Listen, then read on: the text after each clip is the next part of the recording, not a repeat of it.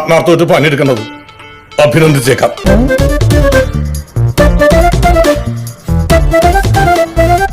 എന്താണ് ഇത്? ശങ്കരാചാര്യരുടെ കാൽപ്പാടുകളോ? അല്ല, ഇത് ക്രിസ്ത്യാനിയുടെ വീടല്ലേ? ഞാൻ തോമസിലയുടെ കാൽപാദമാണ് ഉദ്ദേശിച്ചത്. ഈ വീടിന്റെ മുതലാളിയുടെ കാൽപാദം എന്റെ നെഞ്ചി പതിപ്പിക്കാനാണ് നിന്റെ ഉദ്ദേശം?